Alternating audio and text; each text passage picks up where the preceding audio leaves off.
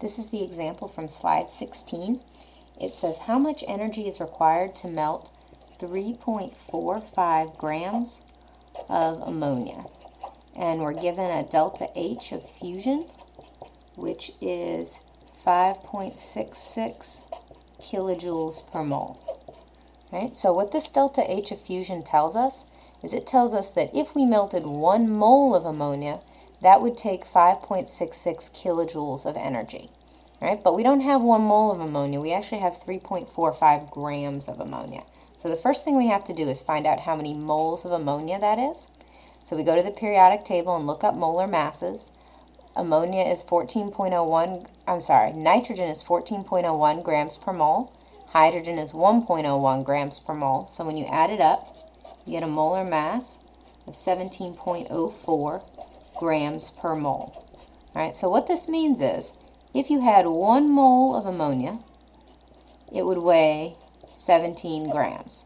We know we have a lot less than that, right? So we have less than a mole, but we can use this as our conversion factor to convert from grams to moles. So we're going to take our 3.45 grams and we're going to put in our conversion factor so that grams cancel out. So grams has to go on the bottom and moles on the top. Grams cancel with grams, and so our answer is going to be 0.202 moles.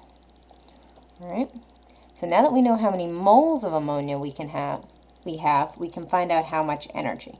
So that delta H of fusion tells us that 1 mole of ammonia requires 5.66 kilojoules to melt. All right, you have to add 5.66 kilojoules to melt 1 mole of ammonia. Now, we don't have a whole mole, right? We only have about 2/10 of a mole, but we can use this as our conversion factor to convert from moles into energy. So we're going to put mole on the bottom and kilojoules on the top. Moles cancel with moles, and we get 1.15 kilojoules. All right?